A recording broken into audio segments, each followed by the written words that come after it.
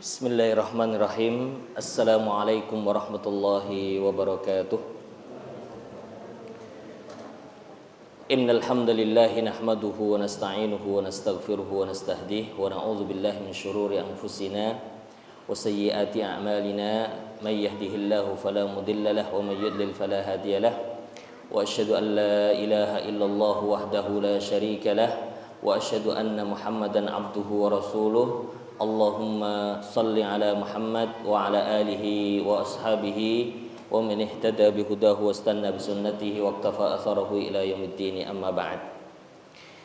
Para asatidzah, ustadzat, para bapak, para ibu yang dimuliakan oleh Allah Subhanahu wa taala, puji syukur kehadirat Allah pada kesempatan pagi hari ini kita dipertemukan kembali dalam sebuah majelis ilmu, belajar bagaimana Rasulullah SAW menyiapkan generasi penerus mendidik putra-putrinya. Kita mencoba untuk menghadirkan pelajaran-pelajaran itu dalam rumah kita dengan harapan bahwa akan lahir juga generasi kuat di masa yang akan datang dan kita ikut di dalam keberhasilannya. Salawat serta salam semoga senantiasa tercurah atas junjungan kita Muhammad sallallahu alaihi wasallam, suri tauladan bagi kita semuanya. Hadirin sekalian yang dimuliakan oleh Allah, pada beberapa kesempatan lalu saya sudah menyampaikan tentang bagaimana pasangan suami istri untuk menjadikan suasana rumah adalah suasana yang nyaman. Mulai dari berusaha saling memahami, berusaha saling berkomunikasi, berusaha untuk saling percaya. Ya, ini satu dasar dalam sebuah rumah tangga yang akan menjamin ketenangan anak-anak kita tumbuh dalam ketenangan, dalam kenyamanan yang tentunya itu semuanya akan menjadi jaminan tumbuh kembangnya mereka di bawah asuhan kita selaku orang tuanya.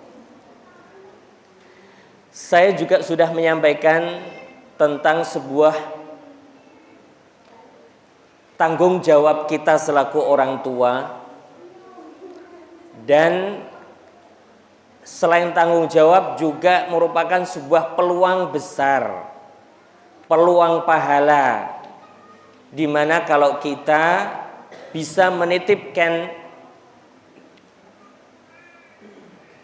karakter yang baik, adab sopan santun yang baik, kalau kita bisa menitipkan bacaan salat kepada anak-anak kita, kita bisa menitipkan bacaan Al-Quran untuk anak-anak kita. Ini peluang besar untuk kita mendapatkan pahala, karena itu semuanya akan mereka pakai selama mereka hidup di dunia. Kita dapat pahala karena menanamkan itu semuanya kepada mereka. Ini peluang orang tua yang diberi rezeki, anugerah oleh Allah berupa anak. Maka saya mengajak kepada diri saya, kemudian kepada para hadirin sekalian, peluang ini betul-betul kita maksimalkan. Iya, agar ketika kita meninggal nanti, amalan-amalan itu tidak terputus meski kita sudah meninggal, tapi pahala pengajaran kita itu masih mengalir karena anak-anak kita masih terus melaksanakan apa yang kita ajarkan. Selanjutnya saya sempat membuka pembahasan tentang apa yang harus kita lakukan kepada anak-anak sebagai sebuah pendahuluan sebelum kita nanti mengajari satu demi satu pelajaran-pelajaran hidup kepada anak-anak kita.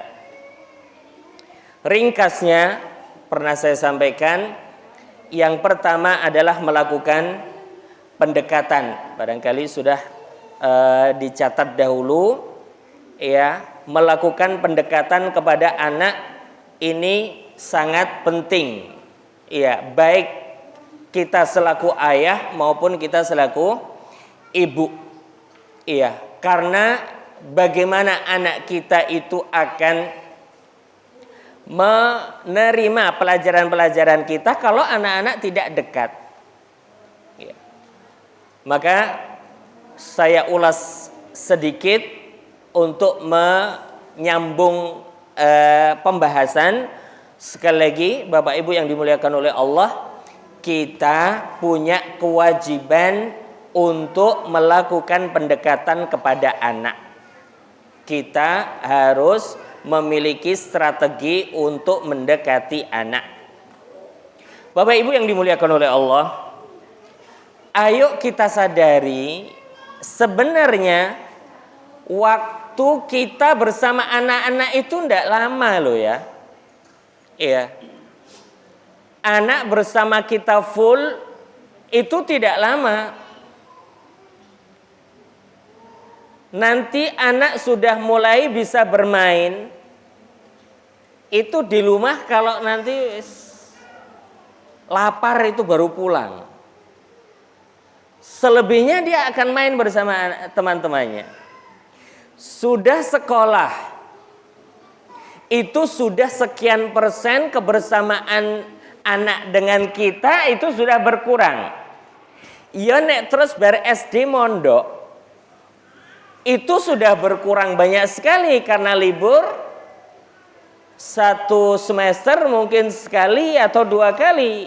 Apalagi kalau mondoknya jauh, bisa jadi setahun sekali baru ketemu. Ini berapa tahun? Anak mondok di SMP, anak mondok di SMA, nanti sudah kuliah. Kuliah ngekos, itu sudah frekuensi pertemuan dengan kita lebih jarang lagi. Setelah itu menikah, dia sudah sama istrinya. Sehingga waktu-waktu kita bersama anak-anak yang masih usia belia-belia ini loh, yang harus kita manfaatkan sebaik mungkin untuk melakukan pendekatan. Karena Bapak Ibu, tidak lama kita akan segera berpisah dengan anak-anak itu, meskipun ya kita masih bisa video call barangkali, kita masih bisa telepon. Tapi sebenarnya sudah tidak bisa mengelus-elus, sudah tidak bisa boncengke, nggak bisa cerita-cerita sebelum tidur, nggak bisa main bareng lagi. Mari kita sadari, sehingga anak-anak yang masih belita ini, menurut saya ini adalah peluang kita untuk menanamkan kedekatan antara kita dan anak. Ya, ini monggo Bapak Ibu kita sadari bareng-bareng. Sebenarnya kesempatan, ya memang ribet. Iya, ada anak kecil di rumah itu mesti ribet, nggak bisa rapi rumah itu. Apalagi ibu-ibu masak itu harus disambi macem-macem, ya. Baru nyalakan kompor sudah mie, ibu harus nenenin. Sudah tidur sebentar, ditinggal masak lagi, nangis lagi. Masak mungkin ibu-ibu paham, masak itu harus berkali-kali tertunda. Ribet, tapi monggo kita nikmati karena ini tidak lama Ibu. Ini tidak lama. Tadi masa kanak-kanak yang nanti ketika anak itu sudah punya kawan, itu kita sadari atau tidak anak sudah akan bersama kawan-kawannya, bersama kita itu hanya beberapa waktu saja. Bapak-bapak juga saya harap demikian, ya. masa-masa di mana anak-anak ini masih balita, bawah 5 tahun. Ini kesempatan besar untuk kita tetap bisa bermain dengan mereka, bisa mendekati mereka dengan cara yang kita mampu. Bapak Ibu yang dimuliakan oleh Allah, pendekatan yang seperti apa barangkali pernah saya sampaikan. Untuk ibu-ibu, monggo ya, manfaatkan ASI untuk mendekati anak, ya, membangun kedekatan kepada anak. Saat menyusui, iringi dengan doa-doa tulus, ibu.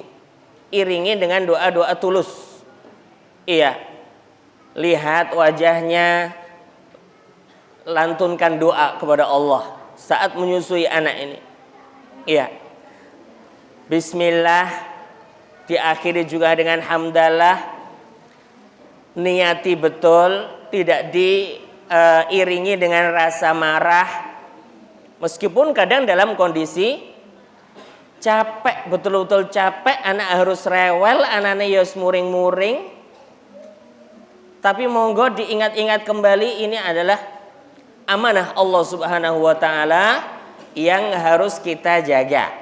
Maka silahkan atur emosi ibu-ibu dalam menyusui ini, betul-betul bagaimana menyusui dengan tulus. Untuk ibu-ibu juga, masakan itu menjadi media untuk kita mendekati anak. Iya. Saat masak sama iringi dengan doa-doa. Iya. Hadirkan bahwa semoga Allah dengan masakan ini menjadikan satu ketakwaan pada dirinya. Bismillah ya Allah, melalui masakanku ini semoga anak-anakku tumbuh dalam kebaikan, dalam ketaatan kepadamu. Iya. Semoga dengan masakan ini akan menjadi daging-daging yang tumbuh dalam ketaatan kepadanya, dalam ibadah kepadanya. Monggo ini hadirkan saat masak, karena masakan ibu ini adalah satu media untuk pendekatan kepada anak-anak. Iya. Untuk para ayah,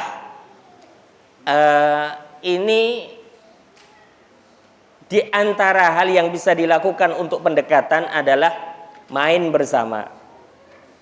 Kita bisa lihat bagaimana Rasulullah SAW main kuda-kudaan sama Hasan dan Husain. Menyempatkan beliau yang seorang nabi, seorang rasul, seorang panglima perang, itu pun masih menyempatkan waktu untuk bermain dengan cucunya. Iya. Bagi bapak-bapak yang masih punya balita, masih punya anak-anak kecil, bisa dimanfaatkan ini. Pulang dalam kondisi capek itu bagaimana tetap menyempatkan diri, menyapa dulu anak-anak. Ya, pulang dalam kondisi capek, ya, ini tetap menyapa anak-anak. Ini juga untuk mas-mas ini, persiapan mas ya. Ya, dalam kondisi capek kerja, pulang itu bagaimana menyempatkan diri untuk entah gendong anak, entah anak minta tadi main kuda-kudaan, layani dulu, ya. Maka subhanallah Bapak Ibu yang dimuliakan oleh Allah, Rasulullah SAW kalau pulang dari peperangan itu, beliau itu tidak langsung pulang ke rumah. Biasanya mampir ke desa terdekat. Untuk apa? Untuk bersih-bersih. Iya. Untuk bersih-bersih. Sehingga pulang perang itu bukan dalam kondisi kusut. Pulang sampai rumah maksudnya. Sampai rumah itu fresh.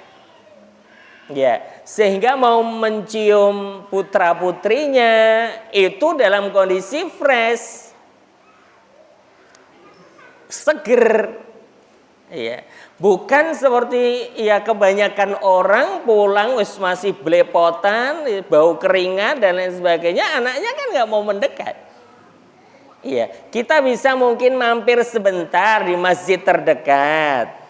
Wudu, sikat gigi misalnya. Pakai sabun, cuci muka, seger, ketemu anak itu anak nemplok seger itu, bukan nemplok bau keringat.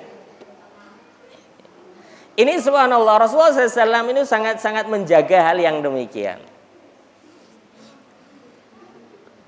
Mampir dulu di suatu tempat, kirim utusan. Sebentar lagi rombongan Rasulullah SAW akan datang.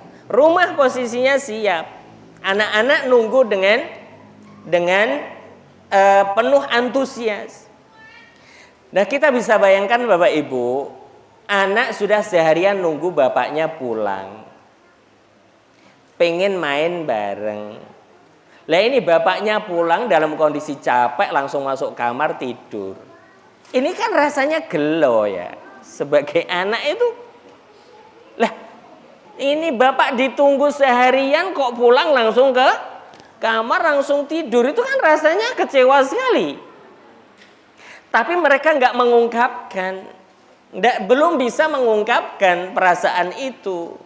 Ya, tapi kalau dibahasakan demikian, tak tunggu seharian, mosok pulang langsung tidur.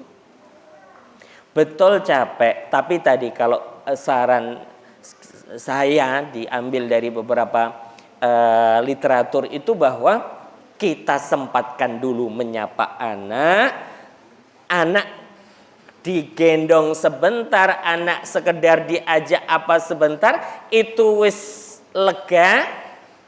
Itu baru anak juga seperti itu kok tabiatnya, sudah ketemu sudah begini pamer kan biasanya sama teman-temannya, abiku datang, pamer seneng. Nah ini kalau kita tidak memberikan satu perhatian, ini anak apa yang mau dipamerkan? Iya, ini satu yang bisa dilakukan oleh seorang ayah, mungkin juga ibu yang juga bekerja di luar, itu bagaimana pas pulang tidak menunjukkan rasa capeknya, tapi bagaimana pas pulang kita benar-benar dalam kondisi segar, dalam kondisi fresh, kita ajak sebentar anak-anak. Ini kelihatannya sederhana Bapak Ibu, tapi ini akan menumbuhkan satu rasa cinta anak kepada orang tua. Iya, kondisi fresh. Yang berikutnya, sekedar membawa sesuatu, oleh-oleh, meskipun tidak harus mewah. Bahkan ibarat kata permen saja, itu ketika pulang kita bawakan untuk anak-anak itu, meskipun hanya yang sekedar itu berharga bagi anak. Meskipun anak hanya sebenarnya mungkin nanti tadi akan dipamerkan ke teman-temannya, aku dibelikan abiku permen. Meskipun habis itu diletakkan gitu. Tapi ada satu nilai gitu. Ya, ada satu nilai yang dirasakan oleh anak bahwa ayahku pulang, ibuku pulang dan membawakan kepadaku oleh-oleh. Atau bahkan sekedar mungkin bawa bunga ibu-ibu. Cari lewati sawah. Di situ ada bunga yang bagus. Ini bunga buat kamu. Ada sesuatu yang ini gombal cuma begitu saja, enggak. Bagi anak tidak seperti itu. Anak itu sangat-sangat menghargai ya, tidak seperti kita. Iya, anak-anak itu sangat pintar menghargai. Ya, senang mereka sampaikan rasa senang itu kepada kita. Maka Bapak Ibu yang dimuliakan oleh Allah, hal-hal yang sederhana yang dilakukan oleh orang tua kepada anak yang menumbuhkan rasa hormat, rasa sayang anak-anak kepada kita, ini penting dalam tumbuh kembang mereka. Ini yang termasuk yang dilakukan oleh Rasulullah SAW, para sahabat, mereka tadi yang saya sampaikan, ketika pulang dari perang pun mereka menyempatkan singgah untuk bersih-bersih, ya, kirim utusan ngabari bahwa sebentar lagi rombongan Rasulullah SAW akan pulang, sehingga yang di rumah pun sudah siap-siap untuk menyambut. Kita bisa melihat bagaimana Rasulullah SAW hijrah ke Madinah, singgah dulu di Masjid Quba, ya, singgah dulu di Masjid Quba. Orang-orang di Madinah sudah siap-siap kapan Rasulullah SAW itu datang, itu sehingga pas datang itu betul-betul ada satu penyambutan yang hangat. Ini loh satu simbol yang dilakukan oleh Rasulullah SAW yang melahirkan satu rasa hormat dan sayang dari umatnya. Bapak Ibu yang dimuliakan oleh Allah, di antara cara pendekatan adalah mungkin bisa dilakukan oleh bapak, mungkin oleh ibu, adalah main bersama. Iya, main bersama. Kita masuk ke permainan anak. Iya, meskipun sebentar, ya, tapi ini sangat mengesankan bagi anak-anak. Iya. Contohnya apa? Kita pulang, anak kita sedang main Lego. Kita duduk sebentar, kita buat nyusun Lego itu menjadi satu bentuk apa? Nanti mengesankan bahwa kita memberikan perhatian terhadap permainan mereka. Kita pulang, masuk ke rumah, mendapati anak-anak kita sedang main boneka. Kita masuk ke cerita itu. Anak-anak laki-laki mungkin dia sedang membuat layang-layang, tapi maaf ya, hari ini ternyata permainan-permainan ini sudah mulai hilang. Karena kita datang ke rumah, anak kita bawa apa, Bu? HP. Ini monggo, yuk kita kembalikan lagi permainan-permainan fisik. Ini PR yang juga tidak gampang, iya. Tapi ini harus dilakukan, Ibu. Harus ada terobosan. Kalau tidak berubah, Bapak Ibu, sudah. Kita akan kehilangan momen kedekatan yang itu sangat penting dalam kehidupan anak. Ini PR juga untuk mas-mas ini. Iya. Antum generasi milenial, lahir di atas 2000 kan, di atas tahun 2000, artinya ini generasi milenial. Antum lahir sudah ada HP. Ini tantangan kalian ketika nanti akan menikah. Anak-anak yang terlahir juga anak-anak yang dari kecil sudah megang HP. Anak sekarang umur 2 tahun itu sudah bisa begini-begini deh. Turun, ngilangin apa, lewati iklan, nggak iso mocok itu, tapi ngerti ini iklan, dimatikan. Ini anak-anak sekarang sudah ngerti itu. Bapak Ibu yang dimuliakan oleh Allah, ingin dekat kepada anak, ayo kurangi frekuensi kebersamaan anak dengan HP. Kalau tidak, HP lebih menarik, Bapak Ibu. HP lebih menarik daripada kita orang tua yang kadang hanya bisa marah, iya, tidak bisa senyum, tidak bisa main bareng, iya. Monggo, saya sangat menyarankan, ayo kurangi frekuensi anak, terutama anak-anak kecil ini. Umumnya adalah anak-anak kita dari aktivitas membawa HP. Yo, dimulai dari kita. Jangan sampai anak-anak kita larang menggunakan HP, kita begitu jor-joran untuk diri kita. Ini mas-mas perlu kalian perhatikan betul. Pengen anak kita tidak kemantil-mantil dengan HP, yo dimulai dari kita, orang tuanya. Iya, selama kita juga masih sangat kemantil-mantil dengan HP, jangan harap bahwa anak kita bisa meninggalkan HP. Ini problem orang kalau mau membahasakan seperti itu problem hari ini, ya toh? Maka Bapak Ibu yang dimuliakan oleh Allah, hadirkan kembali mainan-mainan dulu di waktu kecil, khususnya untuk yang seusia saya 40 tahun ke atas ini mungkin masih ngalami ya, gobak sodor, ya jilumpet, bentek, ya, atau nek mbak-mbak ya pasaran-pasaran, ya, cari bunga di kebun, kemudian nanti diiris-iris, ini jadi mie-nya. Mie itu biasanya kalau dulu pakai apa namanya, yang kuning apa itu, di tetean itu loh biasanya. Nah itu jadi mie. Ini kan subhanallah, mainan-mainan yang fisik yang sangat bisa mengakrabkan kawan gitu loh. Anak sekarang itu dengan HP itu sibuk dengan sendirinya. Sibuk sendiri dia. Kehilangan kepekaan untuk menyapa orang lain. Menjadi pribadi yang sangat egois.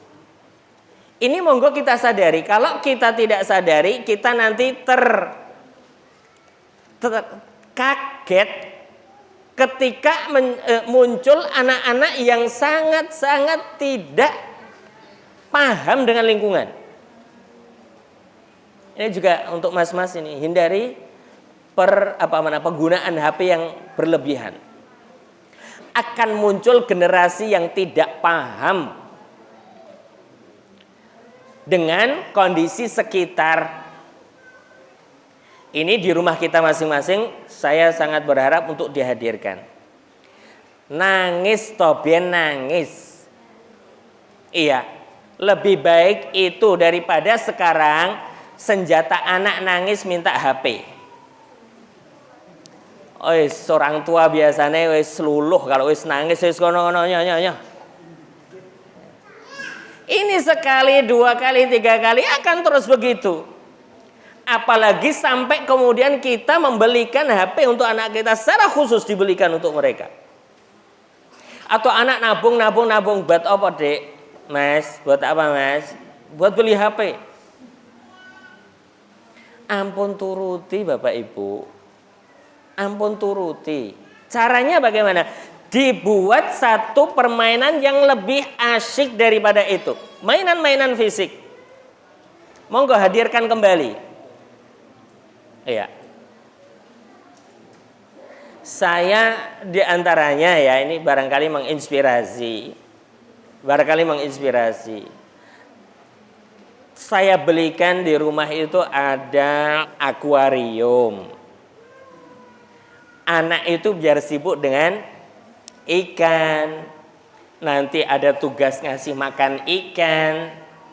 Ada tugas untuk mantikan lampunya. Ada tugas untuk, dan ini akan membuat anak itu ya satu ada kasih sayang kepada makhluk hidup berupa ikan, dan mengamati bagaimana mengganti air yang sudah keruh, bagaimana membersihkan. Banyak ilmu dari situ yang bisa diambil oleh si anak. Ada mainan Lego tadi ya. Sekarang sangat mudah kita dapatkan. Anak menyusun Lego itu untuk membuat bentuk yang bermacam-macam. Iya. Ada sepeda. Sepeda juga satu media di mana anak bergerak untuk main sepeda dengan kawan-kawannya.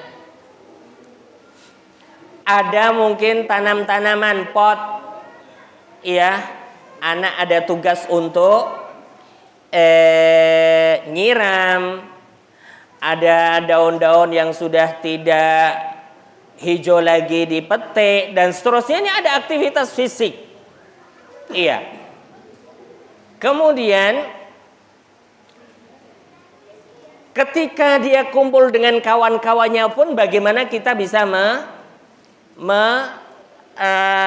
mengusulkan satu kegiatan-kegiatan bersama, ya. Contoh kalau di rumah saya anak perempuan saya itu sering ajak kawan-kawannya itu makan bareng.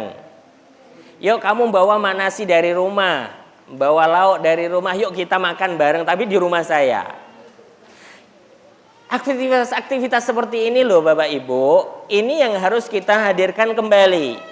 Sehingga anak jauh dari HP, aktivitas main bersama kawan-kawan ada. Ini hadirkan kembali, mungkin bacaan, mungkin rujak-rujakan, ya, rujaan tenanan maksudnya ya. Ya lagi ada apa, mangga di rumah lagi ini, atau ada rambutan, atau ada kedondong, atau ada apalah, pepaya saja itu kalau kita buatkan sambal itu sudah akan jadi rujaan.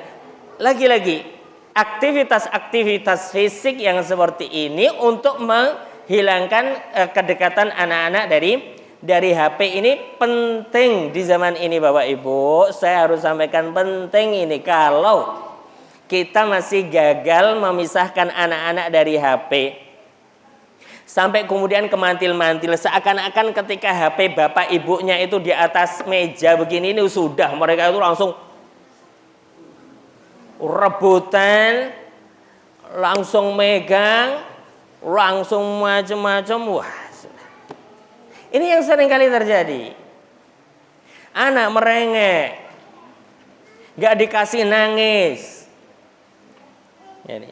Maka Bapak Ibu yang dimuliakan oleh Allah, rasakan bahwa ketika di rumah kita sendiri juga tidak terlalu kemantil-mantil, HP itu berada di atas meja ini juga nggak diambil oleh anak-anak. Karena apa? Ada aktivitas-aktivitas pengganti yang itu lebih asyik sebenarnya, karena mereka juga berkomunikasi dengan kawan-kawannya yang lain. Ini jadi hari-hari seperti ini kalau di rumah saya sudah menjadi tempat kumpul kawan-kawannya anak-anak saya, yang ini mungkin sudah mulai hilang. Mulai hilang. Dan saya fasilitasi, saya ajari, atau umiknya kadang ajari itu ada mainan apa. Tadilah mainan mungkin pasar-pasaran, sekarang kenapa? Wonten Bu sak niki. Sudah hilang pasar-pasaran. Duitnya apa ya?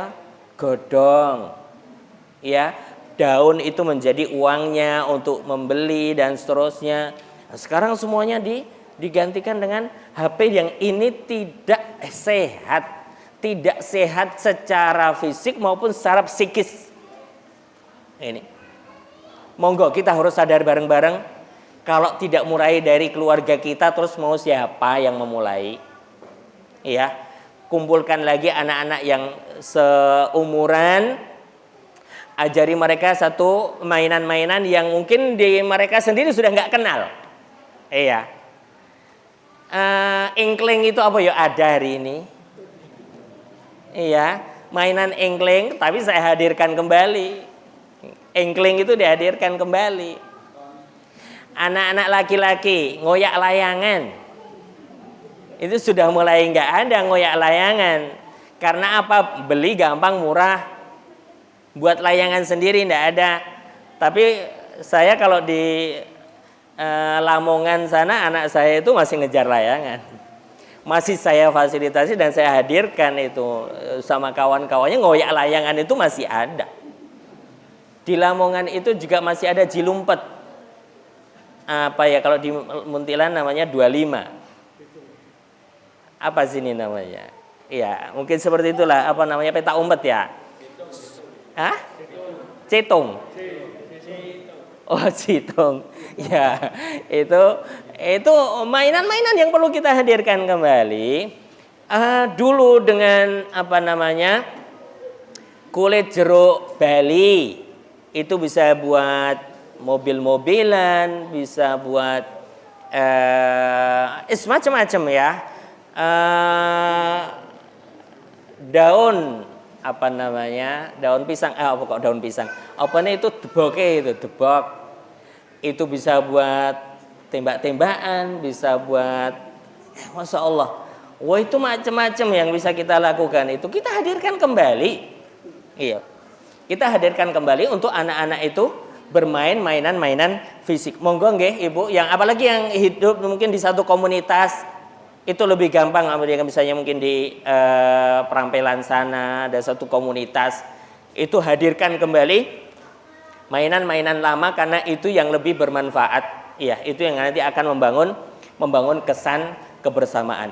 Ini Bapak Ibu yang dimuliakan oleh Allah, kedekatan yang harus kita bangun. Sekali lagi, kedekatan kita dengan anak-anak itu tidak lama. Kalau kita tidak membangun kesan di masa-masa kecil itu, kita nggak punya kesan sama sekali. Anak-anak itu nanti nggak punya kesan bersama orang tuanya. Kalau sudah nggak punya kesan bersama orang tuanya, bagaimana mungkin mereka nanti akan mendoakan kita?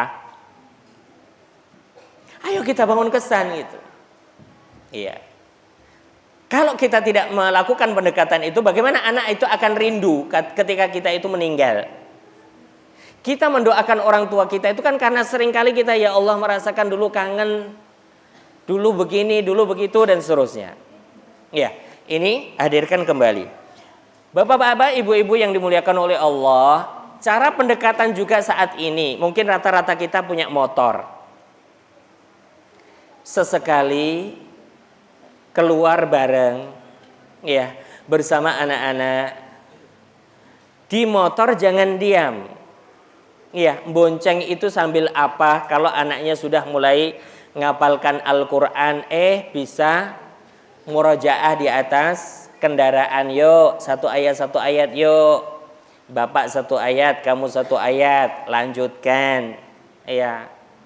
Mulai dari An-Nas, tidak ada masalah. Iya, ada satu aktivitas pendekatan yang bisa kita lakukan di atas motor kita. Jangan diam. Di atas motor nganter sekolah omah tekan sekolahan menang diajak ngomong. Maksimalkan itu.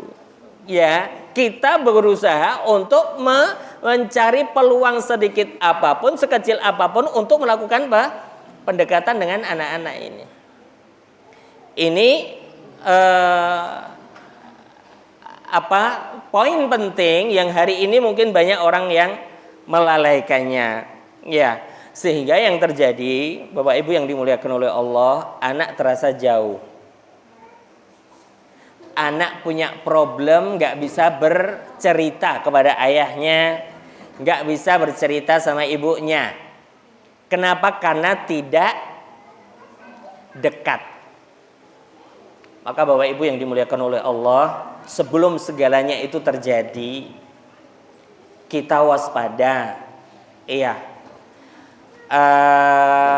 Poin yang sangat terkait dengan pendekatan adalah komunikasi. Ya, termasuk tadi ya, bagian dari komunikasi dengan anak-anak itu, kita mencari bahan pembicaraan dengan anak itu.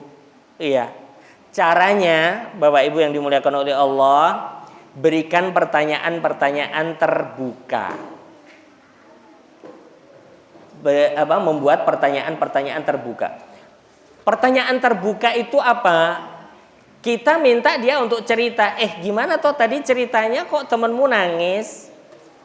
Ini kan akan cerita. Bukan pertanyaan-pertanyaan yang selalu tertutup. Nah, wis maem, ampun. Selesai. Sudah sholat? Sudah. Ini kan tertutup. Tapi gunakan pertanyaan-pertanyaan yang terbuka, membuat anak itu banyak mengutarakan sesuatu kepada kita. Bapak Ibu yang dimuliakan oleh Allah, meskipun kita para ustadz, para ustadzah, tapi jangan salah, kadang ada ustadz-ustadzah yang tidak dekat dengan anak-anaknya, tidak pernah komunikasi, bahkan telepon itu sebentar saja sudah habis bahan. Apa yo sing arep tak takokke yo? Itu bingung gitu. Kenapa nggak pernah komunikasi?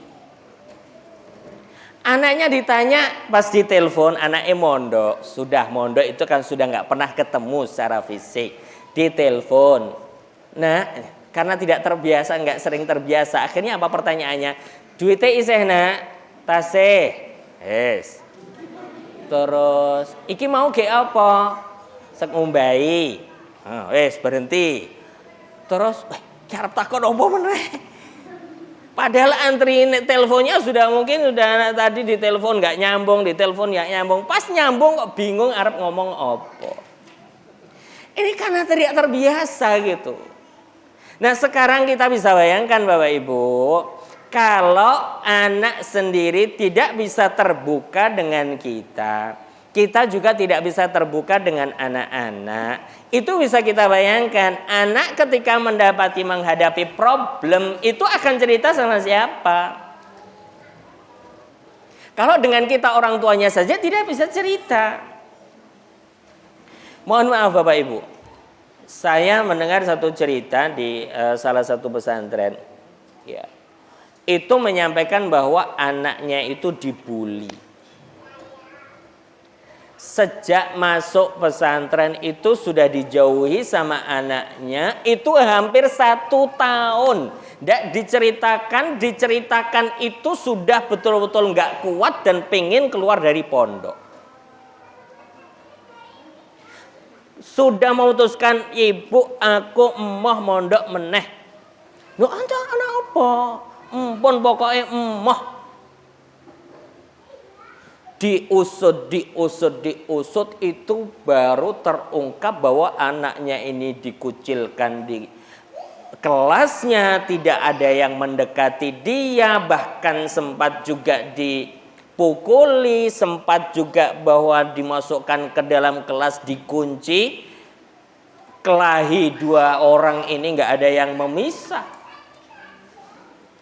Kondisi sudah yang seperti ini baru cerita, dan itu sudah secara psikis, secara mental sudah jatuh. Dan kalau sudah jatuh, untuk tumbuh kembali, untuk bangkit kembali itu sudah susah. Bapak Ibu yang dimuliakan oleh Allah Subhanahu wa taala, apa iya kita ingin menunggu anak ini seperti ini baru kita sadar?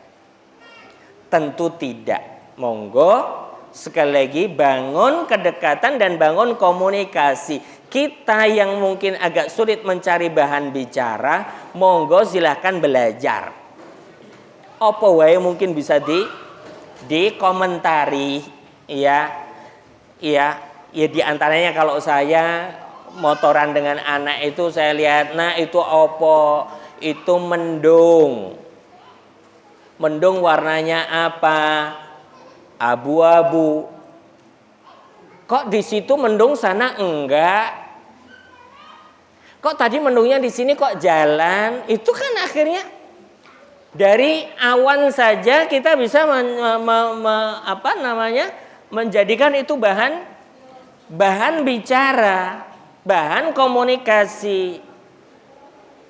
Lewat ada kadang saya lihat pohon, itu tebak-tebakan itu pohon apa? Sambil di atas motor Bapak. Pohon pisang, oke. Hal yang simpel tapi bisa kita, yuk, itu pohon apa? Itu pohon apa? Apa itu enggak tahu? Itu pohon ketela. Anak sekarang enggak tahu kadang pohon ketela itu kayak apa. Telo ora ngerti. Paling ora ngerti rasane barang itu. Cah saiki Masya Allah ora ngerti rasane telo, Pak. Padahal yo enak tenan. Ngertine yo steak. Burger, chicken, telo orang ngerti, donat ngertinya. Ya, ini Bapak Ibu yang dimuliakan oleh Allah.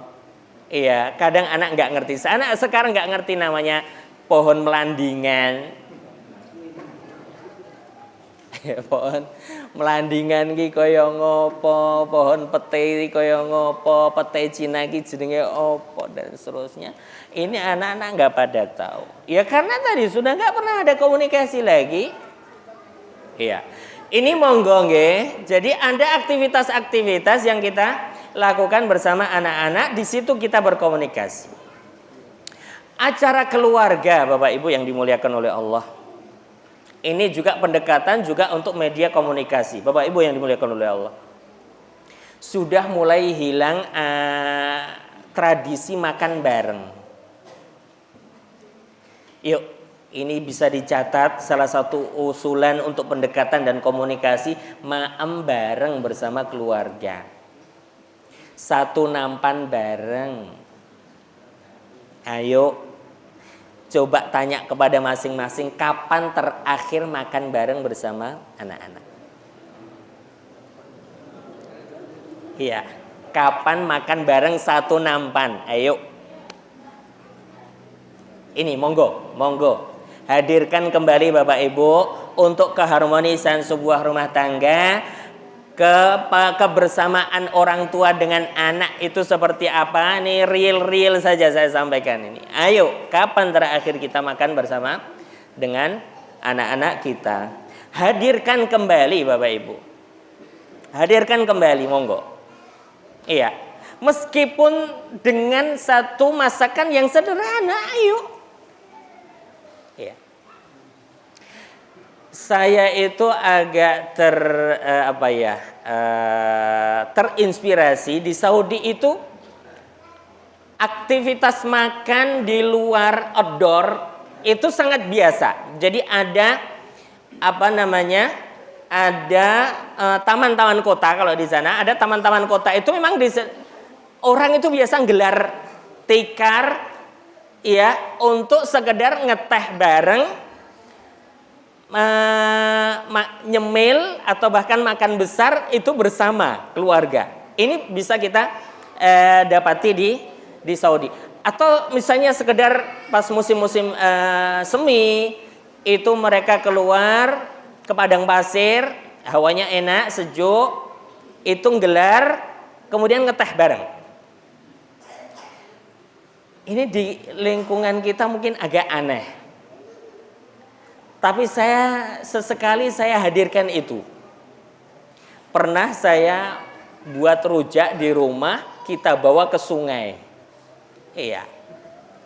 Di bawah jembatan, ya, saya gelar karpet di tengah sungai itu, karena di tengah sungai ada tanahnya, ada karpet, saya gelar, sudah anak main keceh sambil makan rujak. Kembali terus sama Ustadz, nopo tenguriku. Ada orang-orang kampung yang lewat itu, niki sekerujaan kali lari-lari. Saya anggap biasa saja. Agak dalam tanda kutip saya belajar agak cuek. Ya, dengan Saudi itu belajar cuek, tapi bagi saya ini adalah satu momen gitu. Satu momen yang bagi anak-anak ini sangat dirindukan Bapak Ibu. Ya. Bahkan kadang-kadang, Abi, yuk kapan kita makan di sawah lagi? Makan di sawah, Ibu. Bapak Ibu. Jadi saya sampai sekarang ini ada baru-baru ini pagi saya beli gorengan, kemudian kita ke sawah, duduk saja di pinggir sawah makan gorengan, tempe goreng bareng-bareng. Itu saja bagi anak-anak sebenarnya sudah sangat senang. Monggo hadirkan yang kayak gini Bapak Ibu. Enggak mahal. Enggak harus ke Kiai Langgeng. Enggak harus ke Kiai Langgeng. Ya Allah, di sini nih loh, di pinggir gini nih jadi. Hadirkan teh panas, pakai termos, gelar, duduk, gorengan.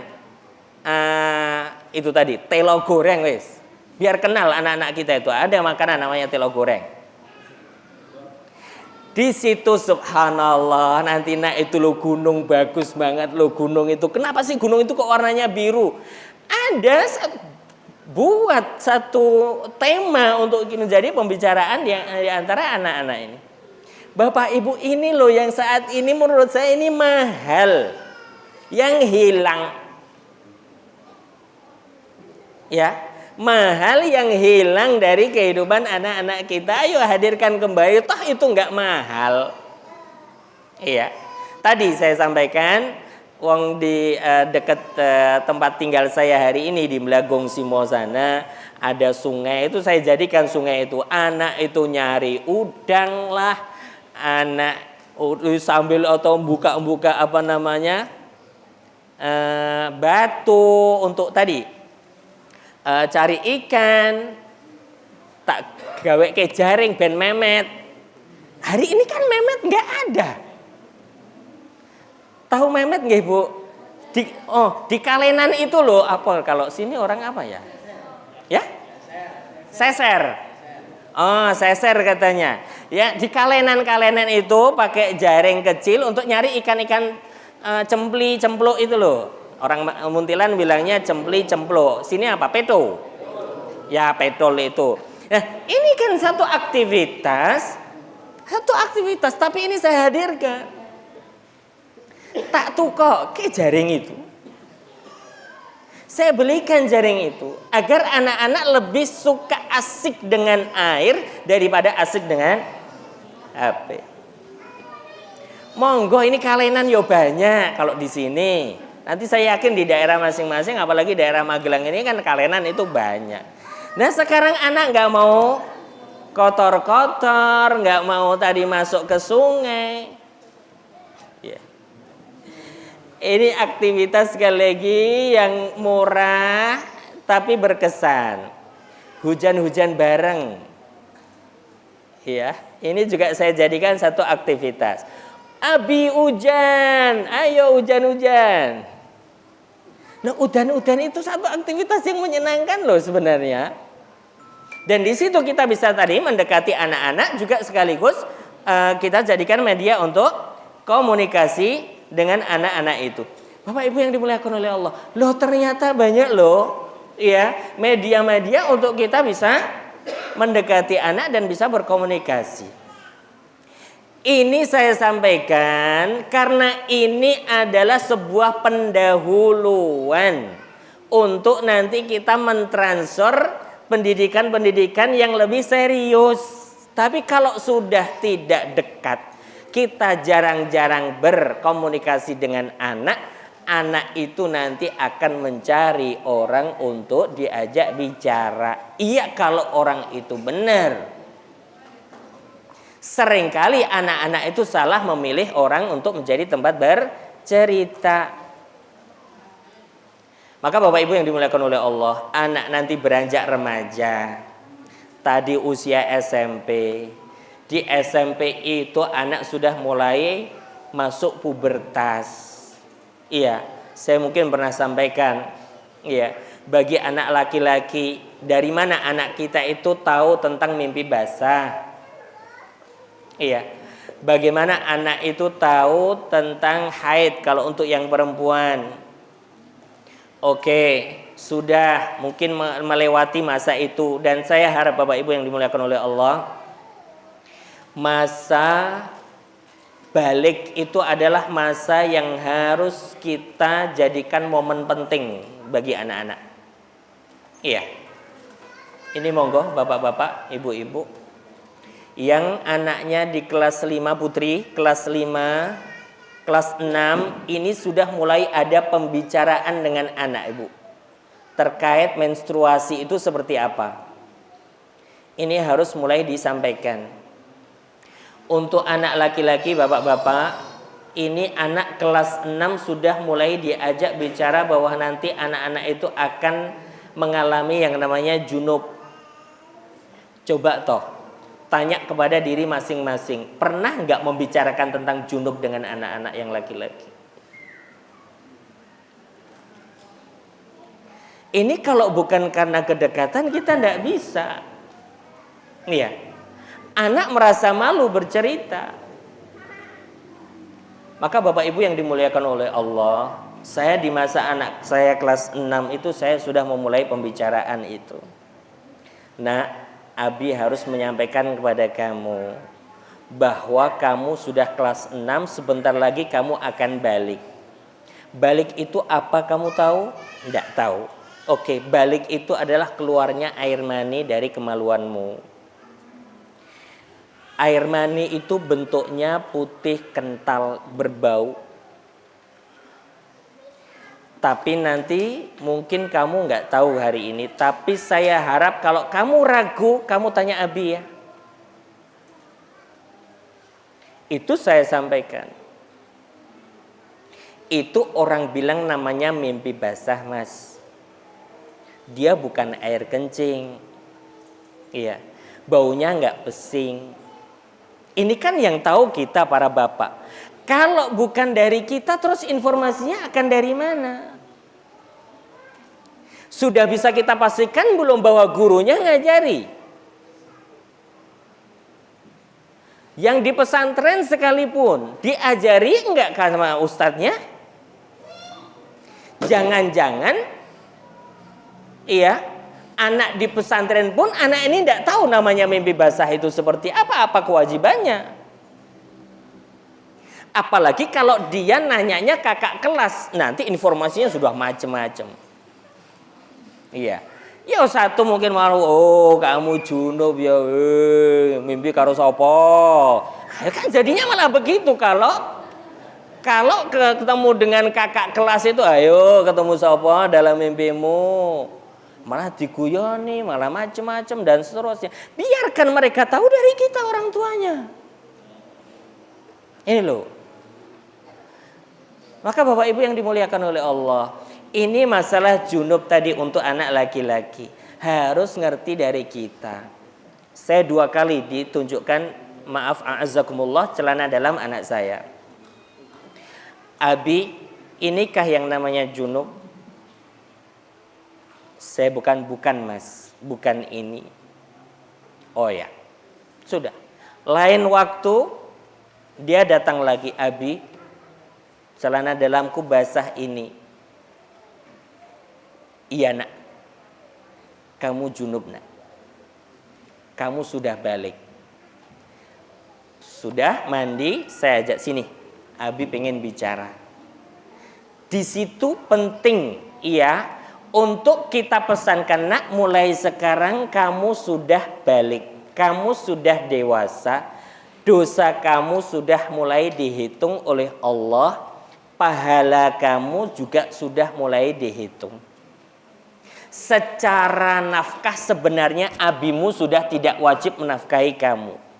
Artinya apa yang diberikan oleh abimu ini adalah bentuknya sedekah. Bukan kewajiban nafkah lagi. Kamu lebih hati-hati dalam membelanjakan uangmu. Jangan dihambur-hamburkan. Ini kan momen penting toh Bapak Ibu. Iya.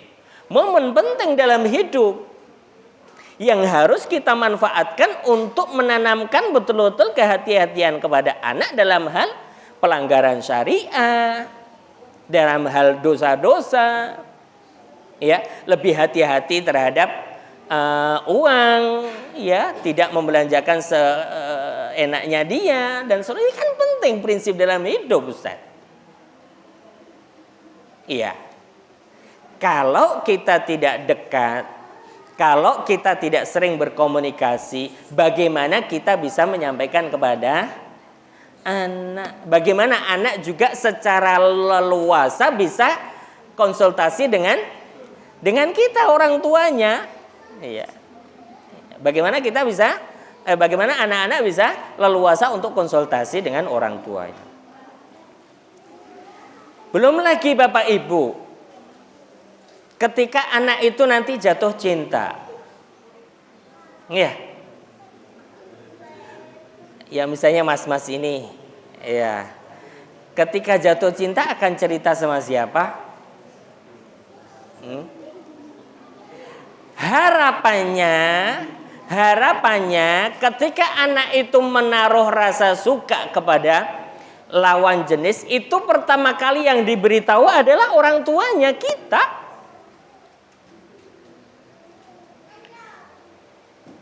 Kalau ini belum ya, karena anak saya baru kelas 2 SMP, kayaknya belum jatuh cinta dia. Tapi saya sangat berharap bahwa nanti anak saya itu pula ketika memiliki satu rasa yang berbeda, nanti akan bercerita dengan saya, harapannya seperti itu. Ini kan harus membuka diri kita. Membuka diri dengan kata-kata tadi ini Bapak Ibu. Nah, kalau kamu ada apa-apa sampaikan ke abimu dulu ya. Merasakan ini, ada rasa-rasa ini, kamu cerita ya sama abi umimu ya. Ini perlu dibuka Bapak Ibu. Karena bisa jadi anak-anak merasa, ini nanti kayak membebani orang tua, saya harus bicara ini, bicara itu. Buka Bapak Ibu dengan bahasa yang lugas. Nak, nanti kamu punya problem apa-apa cerita ya sama Bapak Ibu. Jangan kamu pendam. Problem apapun, Bapak siap mendengar. Ibu siap mendengar, nak, kamu punya keluhan apapun saja. Buka diri, ini penting. Membuka diri untuk anak-anak itu bercerita dengan kita. Ini akan banyak menyelesaikan problem. Anak mulai jatuh cinta, kita bisa melihat kok anak sini sudah mulai seneng nata-nata rambut, iya, milih parfum, kemudian necis ketika keluar rumah. Ini ada sudah mulai, nak mau kemana? Ya, kamu agak berbeda hari ini. Ya. Kalau tidak lancar komunikasi kita dengan anak-anak, mungkin akan sembunyikan. Ya. Ini kalau cinta yang sebenarnya secara ini wajar. Coba bayangkan Bapak Ibu jika cinta itu tidak wajar. Cinta sejenis. Yang saat ini orang-orang kafir, orang-orang yang tidak bertanggung jawab cukup gencar memasarkan LGBT itu. Dan jangan salah, mohon maaf, pesantren itu potensi untuk ada hubungan sejenis cukup besar. Dan kita pengelola pesantren, baik laki-laki maupun perempuan, itu harus waspada. Ini. Maka kita sebagai guru, kita perlu waspada. Kita selaku orang tua juga perlu waspada. Anak saya itu normal atau tidak. Dengan cara apa tadi Bapak Ibu? Maka saya sampaikan, komunikasi ini penting. Karena nanti di situ kita akan bertanya dengan banyak hal. Saya contohnya, saya tanya, Mas, di pondok ada yang sering ganggu kamu nggak saat tidur? Ganggu gimana, Bi? Misalnya maaf, megang-megang kemaluanmu. Itu bagi saya bertanya dengan bahasa lugas Bapak Ibu. Saya nggak pakai kiasan-kiasan kinaya, enggak. Megang kemaluanmu misalnya, atau ada yang mencium kamu. Bahasa yang real, bahasa yang lugas, jelas untuk saya ingin memastikan jangan sampai anak saya jadi korban.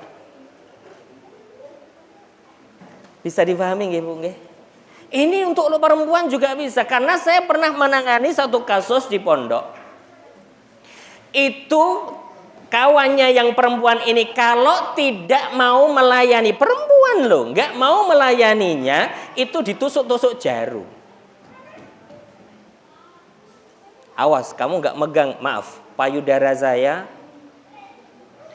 ditusuk, tusuk lagi. Anaknya nggak bisa cerita, coba bisa bayangkan.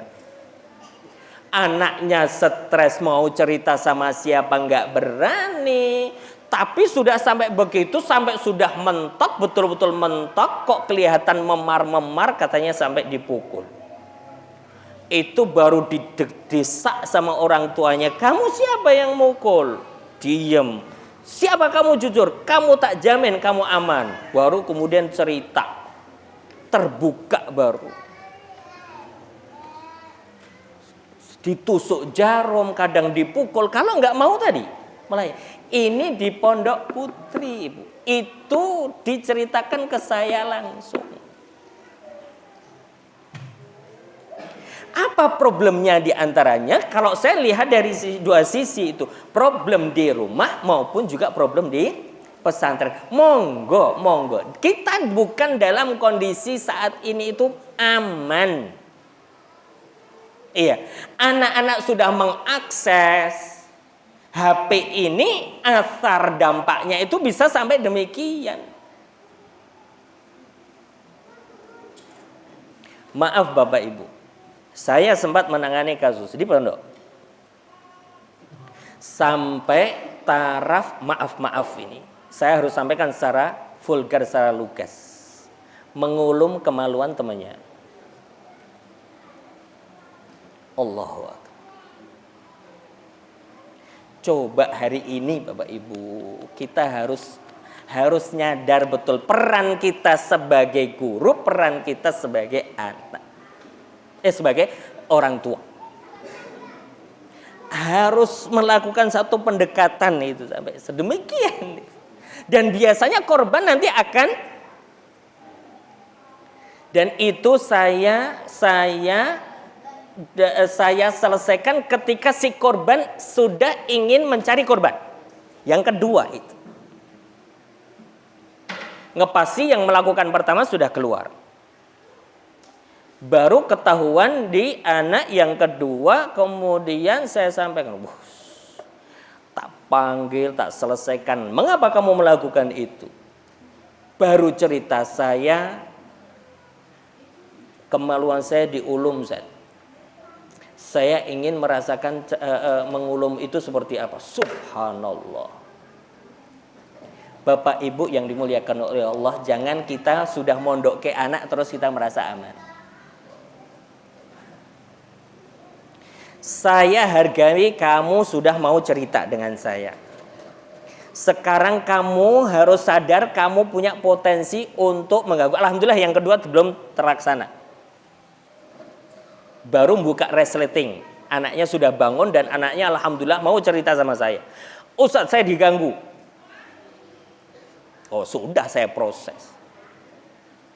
Subhanallah. Kondisinya demikian Bapak Ibu.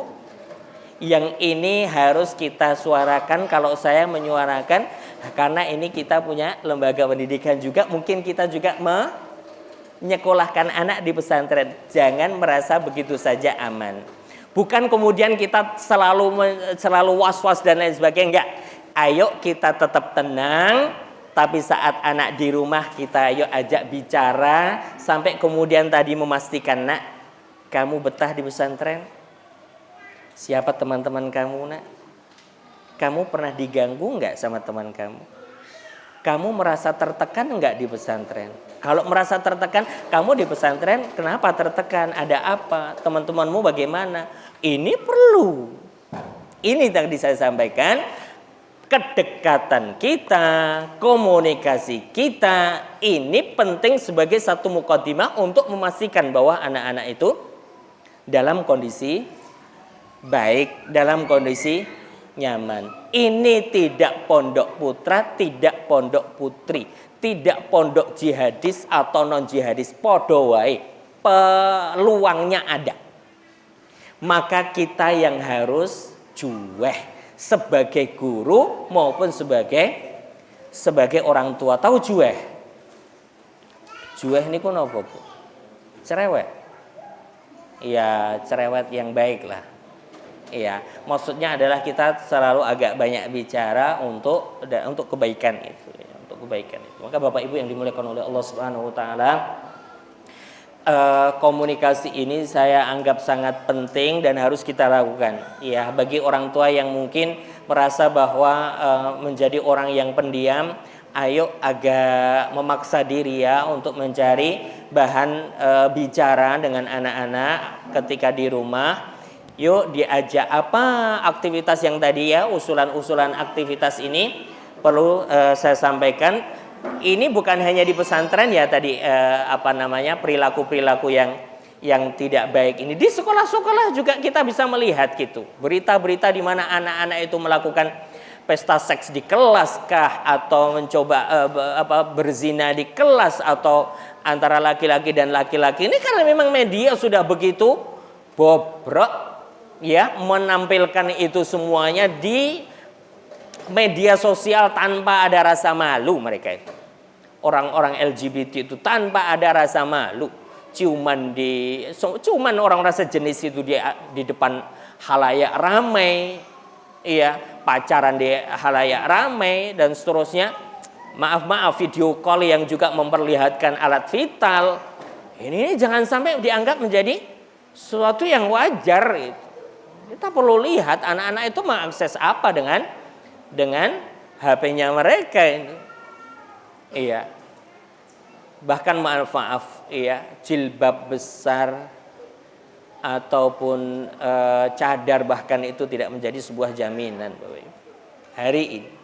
Mungkin Bapak Ibu pernah mendengar beberapa waktu lalu kasus di pesantren, di salah satu pesantren di Magetan. Ya, santriwati melahirkan kemudian membunuh anaknya di kamar mandi.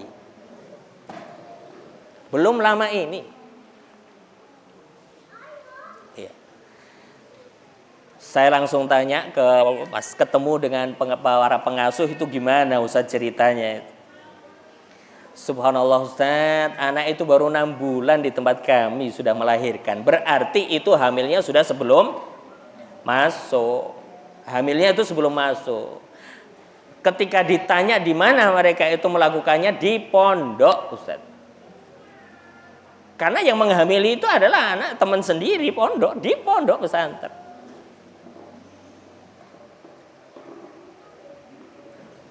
Sampai Ustadz ini bilang, ketika ditanya kamu sudah berapa kali, baru sekali. Sok santri panganane kerupuk sekali langsung dadi piye? Ora mungkin, itu mesti berkali-kali. Sampai leguyon itu loh, nggak mungkin sekali langsung dadi itu, mesti berkali-kali panganannya kerupuk terong terus. Sok sekali langsung dadi. Subhanallah, coba kondisi ya cadaran, ya jilbab besar. Coba kalau sudah begini nih, apa iya nahnu narda, kita ridha untuk anak-anak kita? Tentu semuanya jawabannya tidak. Tapi ayolah fungsi ke rumah ya. Saya pesan betul ya.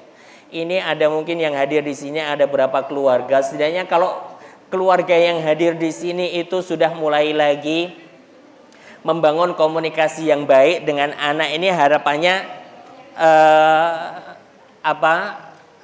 hal-hal yang tidak diinginkan ini bisa kita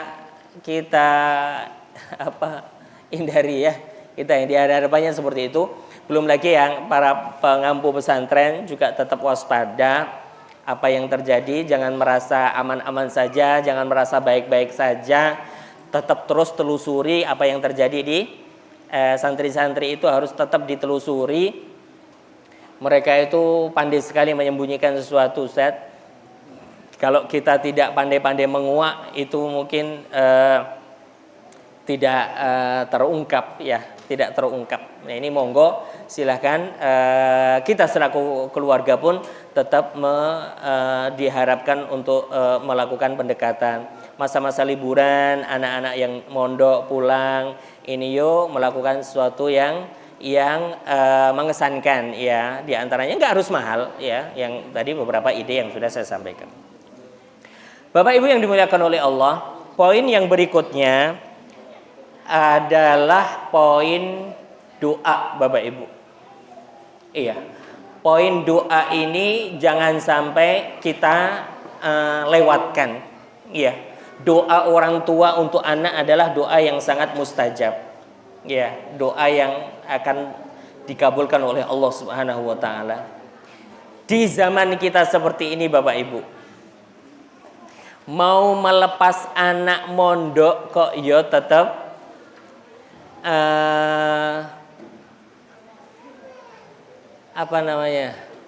khawatir. Orang mondok sekolah di umum yo khawatir. Orang sekolah orang mondok nang omah yo khawatir. Iya. Perlu saya sampaikan, ini tidak hanya menimpa orang-orang awam. Orang-orang para ustadz-ustadzah pun juga ada yang mengalami hal-hal yang seperti itu.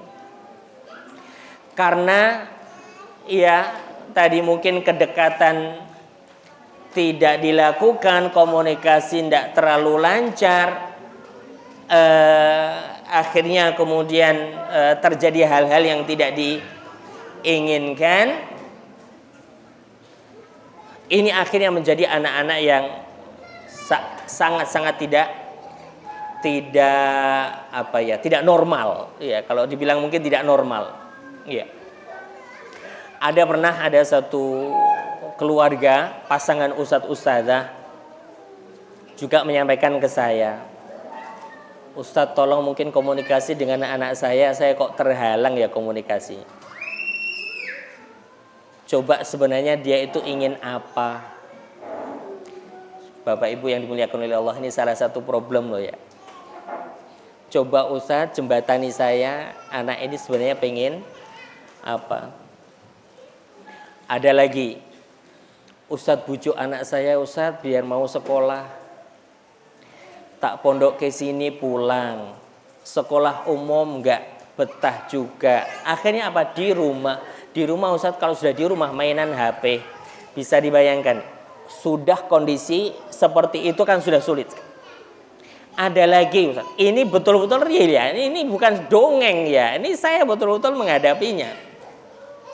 Ada salah satu santri saya keluar, ketika di rumah itu sudah, Ustaz gimana Ustaz saya harus komunikasi dengan anak saya sekarang ini adanya cuma mengunci diri di kamar, bahkan di rumah saja komunikasi kami pakai WhatsApp Ustaz. Bapak ibu dengan anaknya komunikasinya pakai WhatsApp Ustaz. Real itu. Keluar hanya untuk sholat kadang terlambat Ustaz. Kalau itu ya untuk makan saja, sudah makan, habis makan masuk ke kamar lagi. Bagaimana judeke? Judek ya. Ya beban pikiran orang tuanya ya akhirnya terus ya sudah kayak sudah lepas pasrah wis. Hilang, ibarat kata sudah hilang satu anak. Coba kalau sudah begitu para ustadz ustadzah, sekali lagi kita pasangan ustadz ustadzah misalnya juga enggak menjamin. Maka monggo sekali lagi sebelum segalanya terlambat, kita bangun komunikasi anak-anak ini dengan baik ya. Hindari kata-kata yang buruk ya. Saya pernah menyampaikan al kalimatu at-thayyibatu shadaqah. Ya, kalimat yang baik itu adalah sedekah. Hindari kata-kata bodoh, goblok, bocah ora genah, ora manfaat belas.